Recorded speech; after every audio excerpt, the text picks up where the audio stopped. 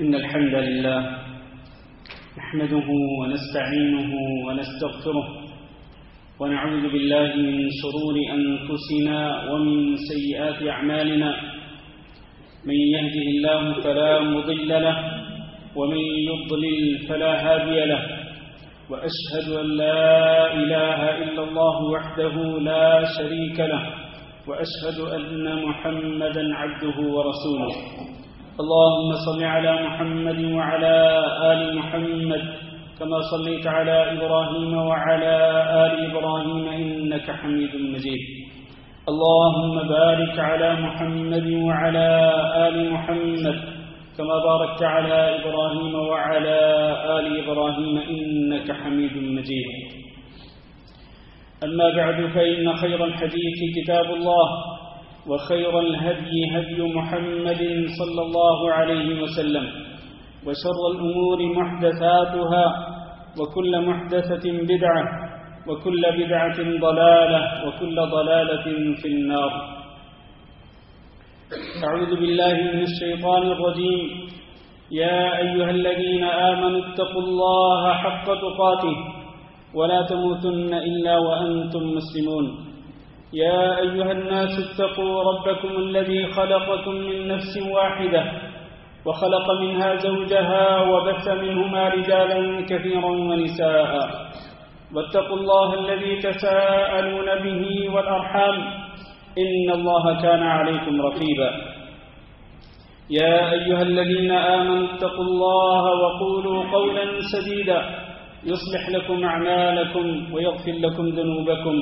ومن يطع الله ورسوله فقد فاز فوزا عظيما عزیز القدر بھائیوں اور دوستوں اور معززات ماؤں بہنوں بیٹیوں اور خواتین اسلام، ابھی ذوالحج کا مہینہ گزرا ہے اور اب اس نئے اسلامی سال کا پہلا مہینہ محرم شروع ہو چکا ہے۔ محرم کے مہینے کے حوالے سے ہم دوسرے خطبہ میں انشاءاللہ ایک دو گزارشات آپ کے سامنے پیش کریں گے، لیکن ابھی جو مہینہ گزرا ہے ذوالحج کا مہینہ، پچھلے خطبہ جمعہ میں ہم نے بیان کیا تھا کہ 18 ذوالحج کو حضرت عثمان بن عفان رضی اللہ تعالیٰ عنہ کی شہادت کا واقعہ پیش آیا تھا، اور پھر اسی مہینے کی ایک اور خاص بات کہ 26 ذوالحج کو خلفائے راشدین میں سے دوسرے خلیفہ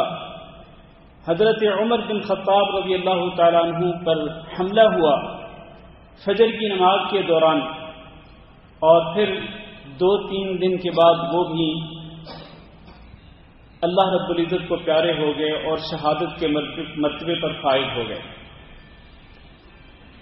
حضرت عمر بن خطاب رضی اللہ تعالیٰ عنہ کی شہادت کا جو واقعہ ہے وہ انتہائی افسوسناک ہے، لیکن اس میں کوئی شک نہیں کہ خود نبی کریم صلی اللہ علیہ وسلم نے اس کی پیشین گوئی کر دی تھی اپنی حیات مبارکہ میں کہ عمر بن خطاب رضی اللہ تعالیٰ عنہ شہید ہوں گے، اور خود عمر بن خطاب رضی اللہ تعالیٰ عنہ یہ دعا کیا کرتے تھے اللہ رب العزت سے کہ اللہم ارزقنی شہادۃ فی سبیلک واجعل موتی فی بلد رسولک صلی اللہ علیہ وسلم، کہ اللہ مجھے اپنے راستے میں شہادت نصیب کرنا اور میری موت مدینہ رسول اللہ صلی اللہ علیہ وسلم کے شہر کے اندر کرنا۔ لوگ تعجب کرتے تھے کہ ایک طرف تو شہادت کا سوال کر رہے ہیں، اور ظاہر شہادت تو باہر نکل کے ہوتی ہے، جب آپ باہر نکلتے ہیں اور دشمنان اسلام کا مقابلہ کرتے ہیں تو وہاں آپ کو شہادت ملتی ہے،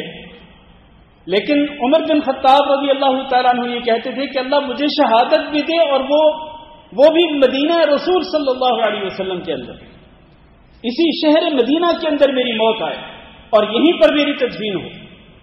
چنانچہ نبی کریم صلی اللہ علیہ وسلم کی پیشین گوئی کے عین مطابق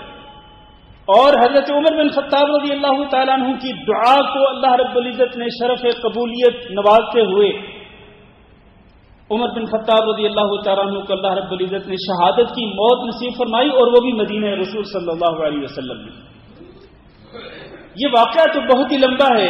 صحیح بخاری کے اندر تفصیلاً موجود ہے، لیکن اس کی 2-3 خاص باتیں آپ کے سامنے عرض کرنا چاہتا ہوں۔ عمرو بن میمون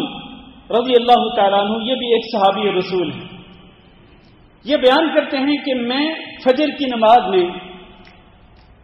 دوسری صف کے اندر موجود تھا، اور بالکل امام کے پیچھے عبداللہ بن عباس رضی اللہ تعالیٰ عنہ تھے، اور ان کے پیچھے میں تھا۔ کہتے ہیں کہ عمر بن خطاب رضی اللہ تعالیٰ عنہ کی عادت مبارکہ یہ تھی کہ وہ اس وقت تک اللہ اکبر نہیں کہتے تھے، تکبیر تحریمہ کہہ کر نماز پڑھانا شروع نہیں کرتے تھے، جب تک کہ وہ صفوں کے درمیان گزر کر یہ اطمینان نہیں کر لیتے تھے کہ صفیں بالکل سیدھی ہو چکی۔ صفیں سیدھی کروانے کے بعد اب عمر بن خطاب رضی اللہ تعالیٰ عنہ مصلی امامت پہ ہیں، اور یہ کون ہیں؟ یہ امیر المؤمنین ہیں۔ سب سے پہلے جو لقب ملا امیر المؤمنین کا، یہ کس کو ملا؟ عمر بن خطاب رضی اللہ تعالیٰ عنہ، کیونکہ اس سے پہلے ابو بکر صدیق رضی اللہ تعالیٰ عنہ کو امیر المؤمنین نہیں کہا جاتا تھا، بلکہ ابو بکر صدیق رضی اللہ تعالیٰ عنہ کو خلیفہ رسول کہا جاتا تھا۔ یہ امیر المؤمنین جنہوں نے 10 سال حکومت کی، مسلمانوں کے حکمران رہے، اور کتنی بڑی سرزمین تھی جس پہ انہوں نے حکمرانی کی، 22 لاکھ مربع میل پہ حکومت کرنے والا یہ حکمران، 22 لاکھ مربع میل کہ جن کے دور خلافت کے اندر ایران کے بہت سارے شہر فتح ہوئے، وہ قادسیہ کی جنگ، وہ نہامن کی جنگ، اور وہ یرموک کی جنگ، اور اسی طرح ادھر مصر، اور اس سے بھی آگے یورپ کے کئی شہر، کئی ملک، اور ادھر افریقیہ، 22 لاکھ مربع میل پہ حکومت کرنے والا حکمران، یہ جب مسلح پہ کھڑا ہوتا ہے اور ابھی اللہ اکبر کہتا ہی ہے کہ اسی دوران اچانک ان پہ حملہ ہو جاتا ہے۔ اور حملہ کرنے والا کون تھا؟ حملہ کرنے والا ایک ایرانی تھا، مجوسی تھا، جس کا نام ابو لؤلؤ فیروز تھا، اور آج دکھ اور افسوس سے کہنا پڑتا ہے کہ اس کے نام کا ایک دربار موجود ہے اس ملک کے اندر جس کا میں نے ابھی نام لیا۔ وہ شخصیت ان کے ہاں بڑی ہی محترم، لیکن یہ کون ہے؟ یہ قاتل ہے عمر بن خطاب رضی اللہ تعالیٰ عنہ۔ تو یہ کافر تھا، یہ کوئی مسلمان نہیں تھا۔ حملہ کیا، عمر بن خطاب رضی اللہ تعالیٰ عنہ شدید زخمی ہو گئے، خنجر کے ساتھ حملہ آور ہوا، اور پھر وہاں سے نکلا صفوں کو چیرتا ہوا، اپنے اس خنجر کو دائیں بائیں چلاتا ہوا اس نے 13 افراد کو زخمی کیا، جن میں سے 7 افراد موقع پہ شہید ہو گئے، اور یہ بھاگنا چاہتا تھا۔ ایک شخص نے اس کو پکڑنا چاہا تو اس کے اوپر ایک بہت بڑا ایک کمبل تھا، یہ بورا تھا، اس کے منہ کے اوپر ڈال دیا۔ اس کو یقین ہو گیا کہ میں اب پکڑا جاؤں گا، چنانچہ اس نے خودکشی کر لی، خود ہی اپنے آپ کو مار ڈالا۔ میرے عزیز بھائیوں،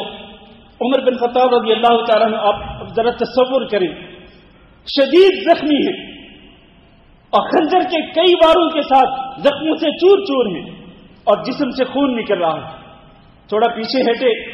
ان کے پیچھے پچھلی صف پہ ہی عبد الرحمن بن عوف رضی اللہ تعالیٰ عنہ کھڑے تھے، ان کا ہاتھ پکڑا، ان کو آگے کیا۔ عبد الرحمن بن عوف امام بن گئے،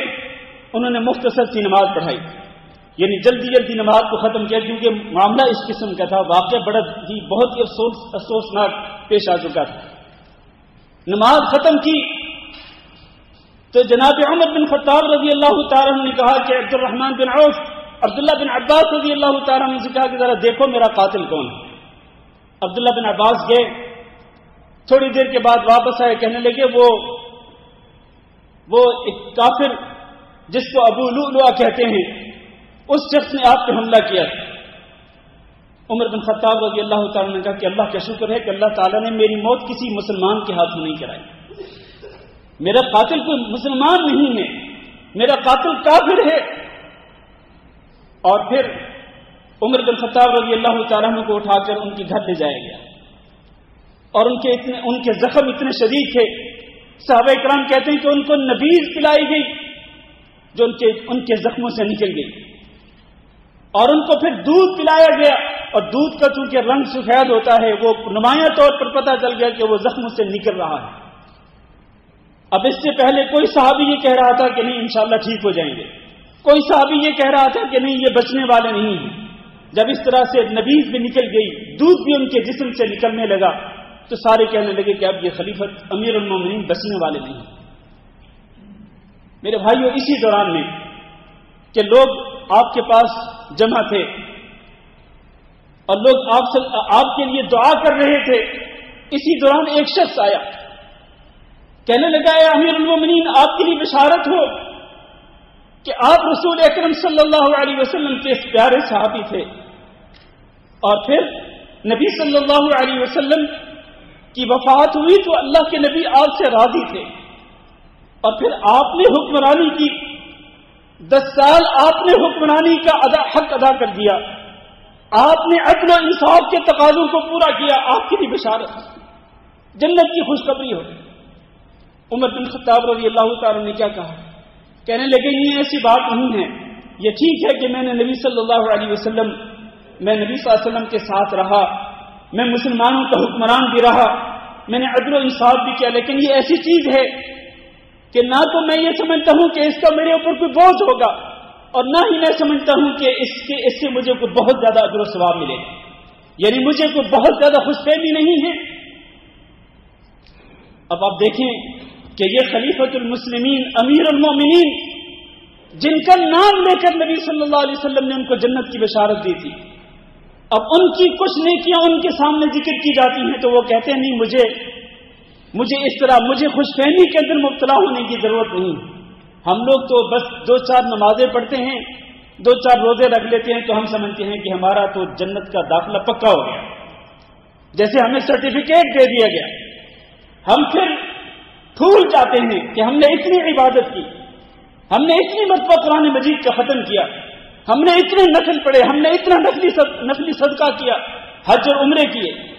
اور یہ مسلمانوں کا حکمران جو 10 سال خلیفہ رہا مسلمانوں کا، اور نبی صلی اللہ علیہ وسلم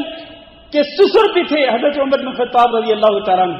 اور نبی صلی اللہ علیہ وسلم کو ان سے بڑی محبت بھی تھی، لیکن اس کے باوجود خوش فہمی میں مبتلا نہیں ہوئے، بلکہ اپنے بیٹے عبداللہ بن عمر کو کہنے لگے کہ دیکھو جب میری موت آ جائے، بلکہ اس سے پہلے کہنے لگے کہ ابھی تم جاؤ عائشہ رضی اللہ تعالیٰ عنہ کے پاس اور انہیں جا کے کہو کہ عمر آپ کو سلام کہتا ہے، توجہ رکھنا ذرا، عمر آپ کو سلام کہتا ہے، اور انہیں امیر المومنین نہ کہنا، اس لیے کہ اس وقت میں امیر المومنین نہیں ہے، کیونکہ انہیں یقین ہو چکا تھا کہ میری موت کسی بھی لمحے آ سکتی ہے۔ تو کہنے لگے عمر کا سلام پہنچاؤ، اور ام المومنین عائشہ رضی اللہ تعالیٰ عنہ سے میری طرف سے درخواست کرو کہ آپ اجازت دے دیں کہ میری تدفین میرے 2 ساتھیوں حضرت محمد صلی اللہ علیہ وسلم اور حضرت ابوبکر صدیق رضی اللہ تعالیٰ عنہ کے ساتھ ہی ہو، میری قبر ان کے ساتھ ہی ہو، چونکہ حجرہ عائشہ کے اندر مدفون تھے نبی صلی اللہ علیہ وسلم بھی اور ابوبکر صدیق رضی اللہ تعالیٰ عنہ بھی، تو کہا جاؤ ان سے اجازت طلب کرو، اگر تو وہ اجازت دے دیں تو بہت اچھی بات، لیکن اگر وہ اجازت نہ دیں تو پھر مجھے مسلمانوں کے قبرستان میں دفن کر دینا۔ عبداللہ بن عمر رضی اللہ تعالیٰ عنہ گئے، سیدہ عائشہ رضی اللہ تعالیٰ عنہ کو پیغام پہنچایا، سیدہ عائشہ رضی اللہ تعالیٰ عنہ کہنے لگی کہ یہ جگہ میں نے اپنے لیے رکھی ہوئی تھی، میں چاہتی تھی کہ میری قبر یہاں پر ہو، لیکن اگر امیر المومنین عمر بن خطاب رضی اللہ تعالیٰ عنہ کی یہ خواہش ہے تو ٹھیک ہے، میری طرف سے اجازت ہے۔ عبداللہ بن عمر واپس آئے، حضرت عمر رضی اللہ تعالیٰ عنہ کو آگے بتایا تو کہنے لگے یہ بہت اچھی بات ہے، خوشی کا اظہار کیا، پھر بھی کہنے لگے کہ میرے مرنے کے بعد میری میت کو لے کے جانا، حجرہ عائشہ کے سامنے رکھ دینا، اور عائشہ رضی اللہ تعالیٰ عنہ سے پھر اجازت طلب کرنا، اگر اجازت ملے تو مجھے وہاں دفن کرنا، اجازت نہ ملے تو مسلمانوں کے عام قبرستان میں دفن کر دینا۔ میرے عزیز بھائیوں، اس کے بعد عمر بن خطاب رضی اللہ تعالیٰ نے اپنے بیٹے عبداللہ بن عمر سے کہا کہ دیکھو ذرا حساب کرو کہ میرے اوپر کتنا قرضہ ہے۔ اب عبداللہ بن عمر رضی اللہ تعالیٰ نے حساب کرنے لگے، پتہ چلا کہ 86,000 درہم کے مقروض تھے عمر بن خطاب رضی اللہ تعالیٰ نے، اور وہ یہ کون ہیں؟ یہ خلیفۃ المسلمین امیر المؤمنین 22 لاکھ مربع میل پہ حکمرانی کرنے والا، کہ جس کے دور میں فتوحات دور دور تک جا پہنچی اور غنیمت کے مال اتنے تھے کہ جو سنبھالے نہیں جا سکتے تھے، بیت المال سے اپنی ضرورت کے بقدر دیا کرتے تھے، لیکن اس کے باوجود بھی مقروض تھے اپنی موت کے وقت۔ پھر عمر بن خطاب رضی اللہ تعالی نے کہا کہ عبداللہ میرے مرنے کے بعد میرے جو 86,000 درہم ہیں نا، ان کو آپ نے فلاں فلاں مال سے اس کو پورا کرنا ہے۔ اس سے آپ اندازہ لگا سکتے ہیں کہ قرض کا معاملہ کتنا سنجیدہ ہے، اور ہم تو کئی خطبوں کے اندر یہ مسئلہ بیان کر چکے ہیں کہ قرض کا معاملہ اتنا سنجیدہ ہے کہ اگر کسی شخص پہ، ایک صحابی پہ نبی صلی اللہ علیہ وسلم جب وہ فوت ہوئے تو نبی صلی اللہ علیہ وسلم نے ان کی نماز جنازہ پڑھانے سے انکار کر دیا تھا، اس لیے کہ پتہ یہ چلا تھا کہ اس کے بعد 2 دینار قرضہ ہے، 2 دینار قرضہ، اس کی وجہ سے نبی صلی اللہ علیہ وسلم نے اس صحابی کا نماز جنازہ پڑھانے سے انکار کر دیا۔ اور آج ہم لوگوں سے قرضہ لیتے ہیں لیکن پھر ہم بھول جاتے ہیں، بھول ہی نہیں جاتے بلکہ انکار کر جاتے ہیں کہ ہم نے کوئی قرضہ ورضہ واپس نہیں کرنا ہے، لوگوں کا مال ہڑپ کر جاتے ہیں، لوگوں کے حق مارتے ہیں، حق تلفیاں کرتے ہیں۔ اور یہاں عمر بن خطاب رضی اللہ تعالی نے اس بات کا ثبوت پیش کیا کہ ایک خلیفہ، ایک امیر المؤمنین بھی ہو، اگر اس کے اوپر بھی قرضہ ہے تو وہ قرضہ ضرور ادا کرنا ہے، اور پھر وہ وسائل بتلائے، وہ طریقے بتلائے کہ کس کس مال سے میرے اس قرضے کو پورا کرنا ہے۔ میرے بھائیوں، یہ وہ شہادت کا واقعہ۔ پھر اس کے بعد عمر بن خطاب رضی اللہ تعالیٰ نے کچھ وصیتیں بھی کی تھی، لیکن ہمارے پاس اتنا وقت نہیں ہوتا ہے تو آگے بڑھتے ہیں۔ عمر بن خطاب رضی اللہ تعالیٰ عنہ ایک سچے فرما بردار تھے نبی صلی اللہ علیہ وسلم کے۔ بس 2-4 نمونے میں پیش کر کے پھر اپنا خطبہ ختم کرتا ہوں۔ حضرت عمر بن خطاب رضی اللہ تعالیٰ نے ایک حدیث بیان کی کہ نبی کریم صلی اللہ علیہ وسلم نے فرمایا تھا ان اللہ ینہاکم ان تحلفوا بآبائکم، کہ اللہ رب العزت تمہیں منع کرتا ہے کہ تم نے اپنے باپوں کی قسم نہیں کھانی۔ کئی لوگ ایسے کہہ دیتے ہیں میرے باپ کی قسم، اور باپ کی قسم کھانے سے اللہ تعالی نے منع کیا۔ یہ حدیث بیان کی عمر بن خطاب رضی اللہ تعالی نے رسول اللہ صلی اللہ علیہ وسلم کی، اور پھر کہنے لگے فواللہ ما حلفت بها منذ سمعت رسول اللہ صلی اللہ علیہ وسلم نہى عنها ذاکرا او آچرا، اللہ کی قسم جب سے میں نے یہ حدیث نبی صلی اللہ علیہ وسلم سے سنی، اس وقت سے لے کر اب تک میں نے کبھی بھی جان بوجھ کر بھی اپنے باپ کی قسم نہیں کھائی، اور کسی نے اگر باپ کی قسم کھائی تو اس کی قسم بھی میں نے کسی کے سامنے نقل نہیں کی۔ میں نے اتنا گوارا نہیں کیا کہ اگر کسی نے اپنے باپ کی قسم کھائی تو اس کی قسم کو میں دوسروں کے سامنے بیان کروں، اس لیے کہ میرے نبی صلی اللہ علیہ وسلم نے منع کر دیا تھا۔ کس قدر شدت کے ساتھ عمل کرنے والے تھے نبی صلی اللہ علیہ وسلم کے فرامین پر۔ آج ہمیں نبی صلی اللہ علیہ وسلم کی احادیث کا علم ہوتا ہے، اور ہم نبی صلی اللہ علیہ وسلم کی کئی احادیث سنتے ہیں، پڑھتے ہیں، لیکن عمل کرنے کے لیے آمادہ نہیں ہوتے، مختلف ہیلے بہانے ڈھونڈتے ہیں، عذر تلاش کرتے ہیں کہ کسی طرح سے جان چھوٹ جائے اور اس حدیث پہ عمل نہ کرنا پڑے۔ اور پھر حضرت عمر بن خطاب رضی اللہ تعالیٰ عنہ ایک دفعہ شام کی طرف جا رہے تھے، راستے میں پتہ چلا کہ ملک کے شام کے اندر وبا پھیل چکی ہے۔ عمر بن خطاب رضی اللہ تعالیٰ عنہ مصر تھے کہ نہیں، میں نے ہر صورت میں جانا ہے۔ وہاں پر ایک صحابی عبد الرحمن بن عوف رضی اللہ تعالیٰ عنہ موجود تھے، انہوں نے ایک حدیث بیان کی، کہنے لگے میں نے رسول اللہ صلی اللہ علیہ وسلم سے سنا تھا کہ آپ نے فرمایا اذا سمعتم به بارض فلا تقدموا علیہ، اگر تمہیں پتہ چل جائے کہ کسی ملک میں کسی سرزمین پر وبا پھیلی ہوئی ہے تو وہاں پر نہ جاؤ، لیکن وَإِذَا وَقَعَ بِأَرْضٍ وَأَنْتُمْ بِهَا، اگر کسی ملک میں وبا پھیل جائے اور تم اس ملک کے اندر موجود ہو فَلَا تَخْرُجُوا مِنْهَا فِرَارًا مِنْهُ، پھر تم اس وبا سے راہ فرار اختیار کرتے ہوئے اس ملک سے نکل کے نہ جاؤ۔ عمر بن خطاب رضی اللہ تعالیٰ نے یہ حدیث سنی، کہنے لگے کہ ٹھیک ہے میں اب نہیں جاؤں گا، وہیں سے واپس پلٹے مدینہ منورہ کی طرف۔ حدیث سنی، حالانکہ اصرار کر رہے تھے کہ میں نے جانا ہے ملک شام کے اندر،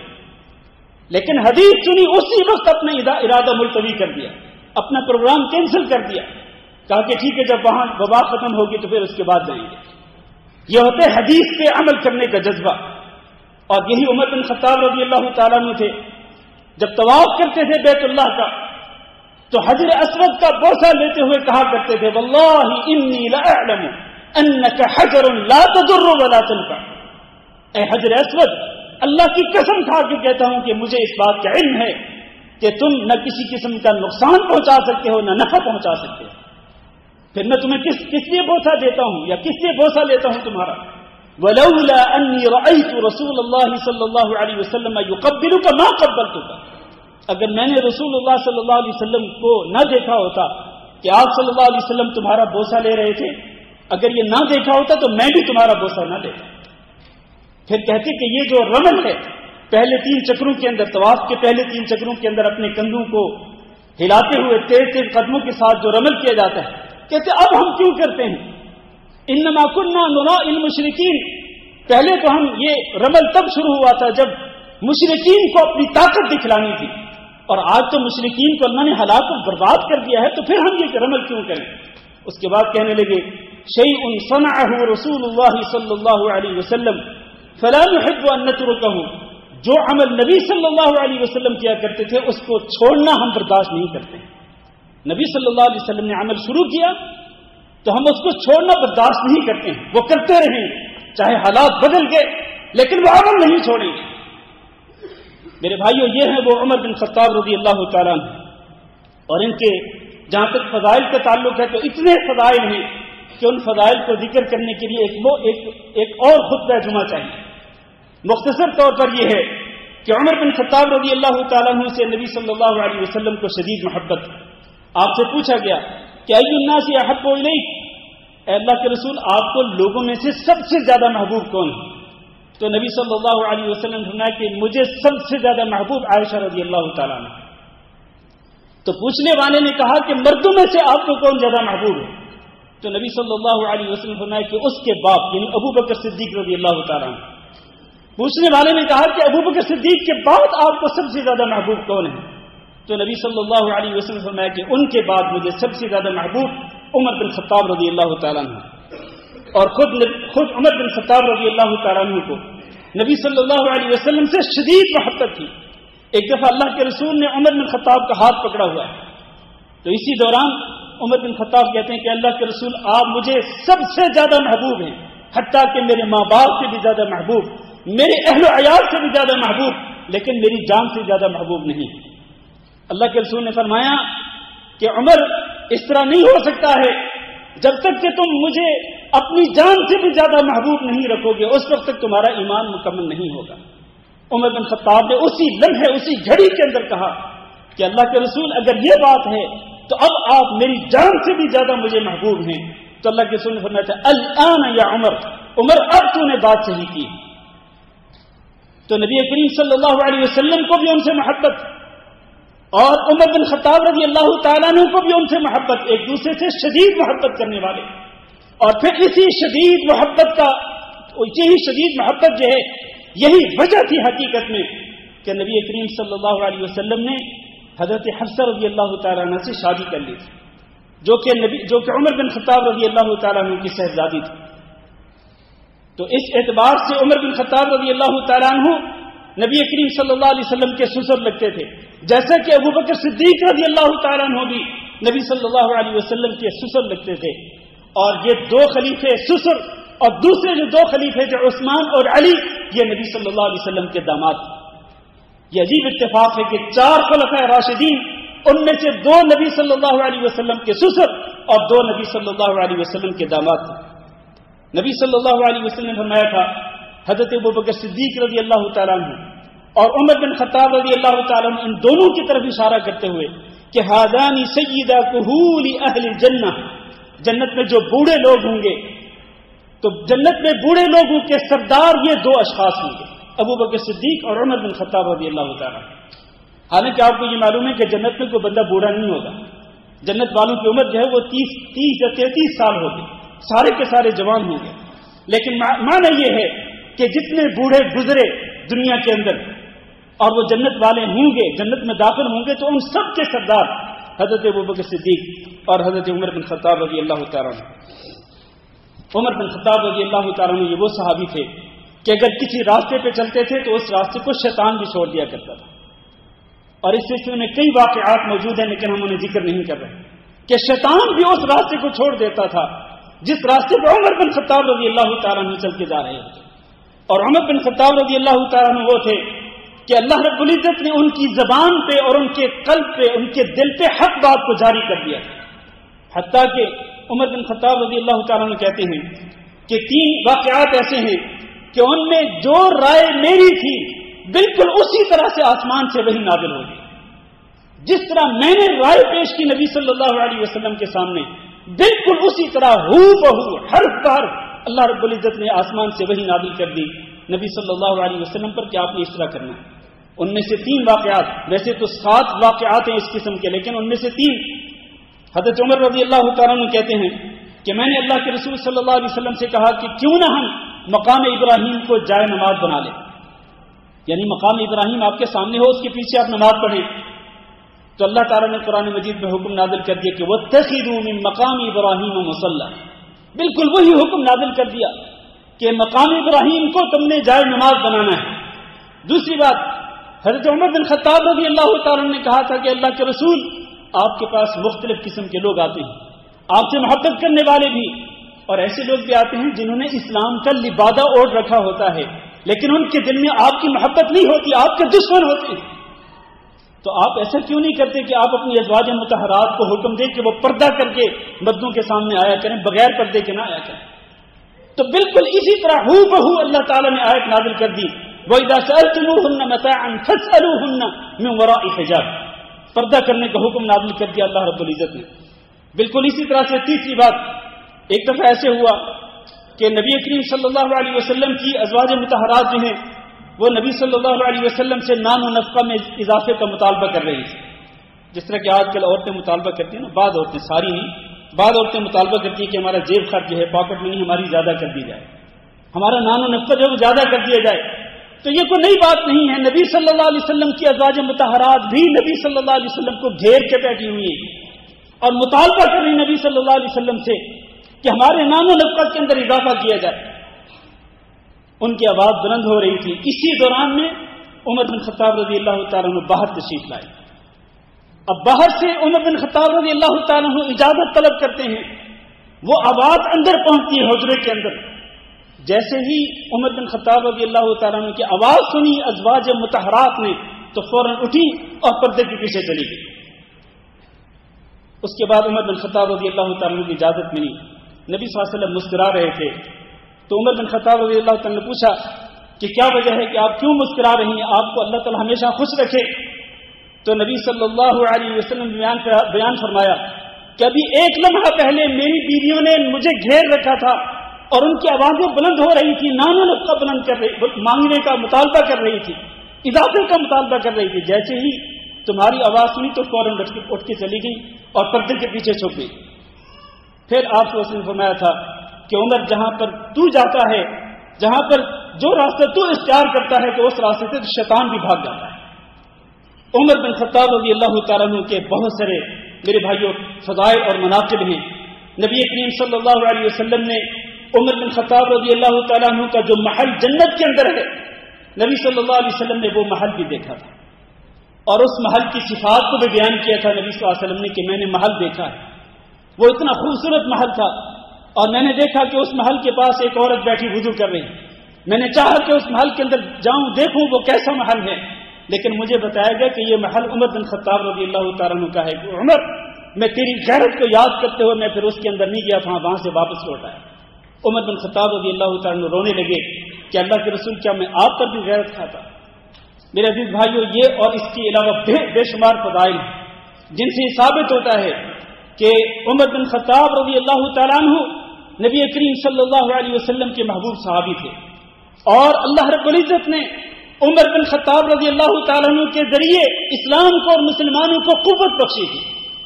بلکہ نبی صلی اللہ علیہ وسلم کی مراد تھے حضرت عمر بن خطاب رضی اللہ تعالیٰ عنہ، مراد رسول کہ جن کو مانگا تھا اللہ تعالیٰ نے نبی صلی اللہ علیہ وسلم نے اللہ تعالیٰ سے. اور آپ نے دعا کی تھی کہ اللہم اعز الاسلام باحب هذین الرجلین الیک، اللہ ان دو افراد میں سے ایک کے ساتھ، اللہ جو تجھے زیادہ محبوب ہو اس کے ساتھ اسلام کو اور مسلمانوں کو تقویت بخش. اور وہ دو کون تھے؟ ابو جہل اور دوسرے عمر بن خطاب رضی اللہ تعالیٰ. چنانچہ اللہ رب العزت نے حضرت عمر بن خطاب رضی اللہ تعالیٰ عنہ کو اسلام قبول کرنے کی توفیق دی. حضرت عبداللہ بن عمر کہتے ہیں کہ پہلے ہم چھپ چھپ کے نماز پڑھا کرتے تھے، لیکن عمر بن خطاب رضی اللہ تعالیٰ عنہ نے اسلام قبول کیا تو انہوں نے کہا کہ آؤ خانہ کعبہ کے اندر چلتے ہیں. چنانچہ وہ لوگوں کے سامنے آئے اور انہوں نے اعلان کیا تھا کہ آج جو شخص یہ چاہتا ہے کہ اس کی بیوی بیوہ ہو جائے اور جو یہ چاہتا ہے کہ اس کے بچے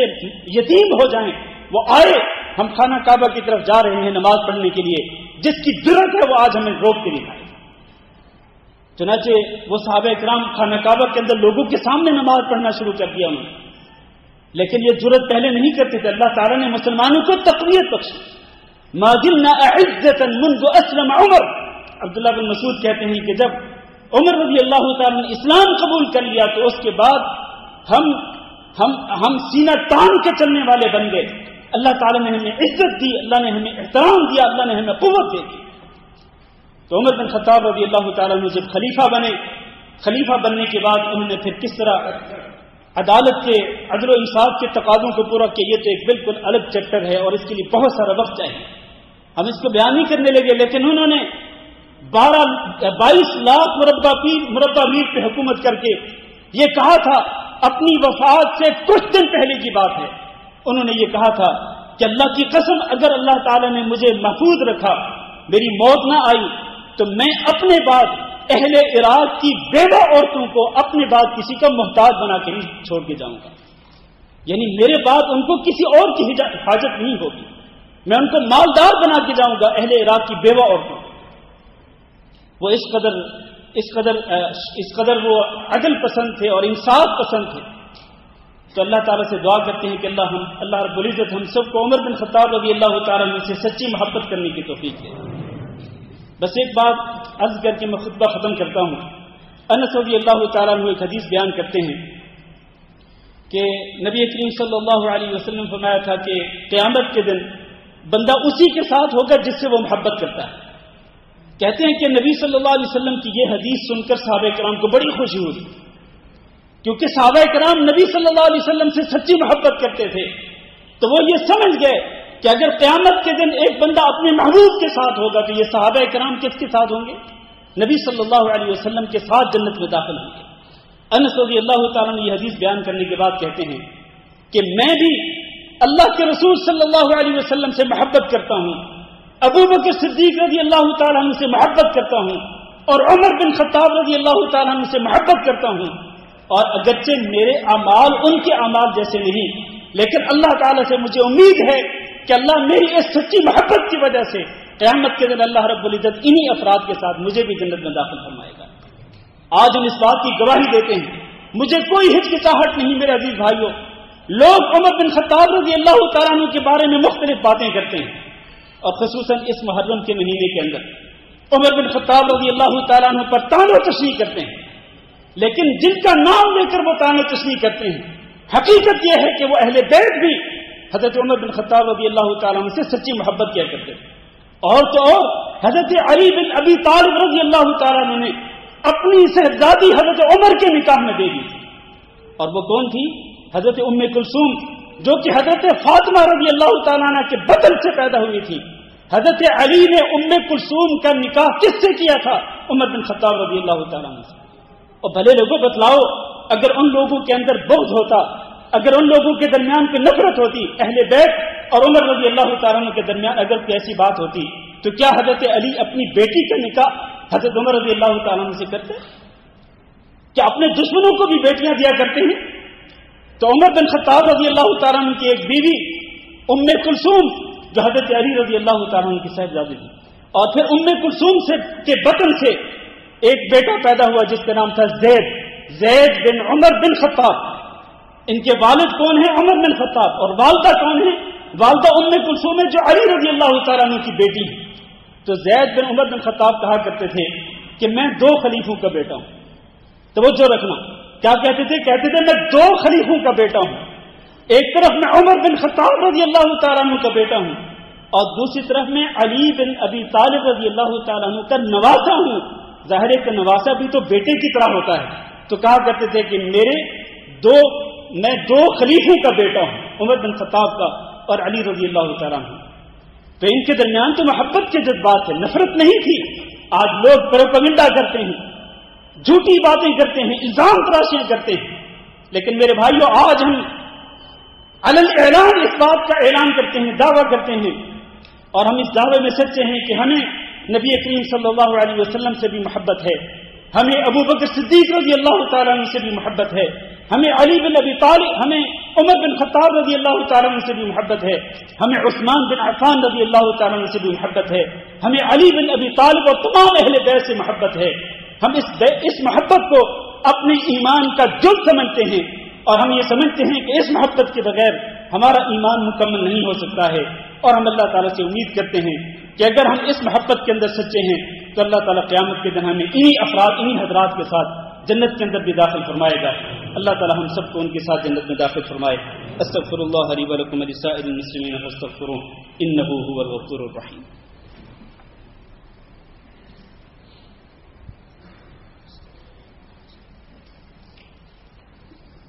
إن الحمد لله نحمده ونستعينه ونستغفره ونعوذ بالله من شرور أنفسنا ومن سيئات أعمالنا. من يهده الله فلا مضل له ومن يضلل فلا هادي له، وأشهد أن لا إله إلا الله وحده لا شريك له، وأشهد أن محمدا عبده ورسوله. اللهم صل على محمد وعلى آل محمد كما صليت على إبراهيم وعلى آل إبراهيم إنك حميد مجيد.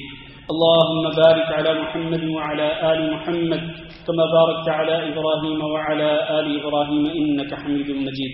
أما بعد، میرے عزیز بھائیو اور دوستو، جس طرح میں نے پہلے خطبے میں عرض کیا تھا کہ سال نو کا پہلا مہینہ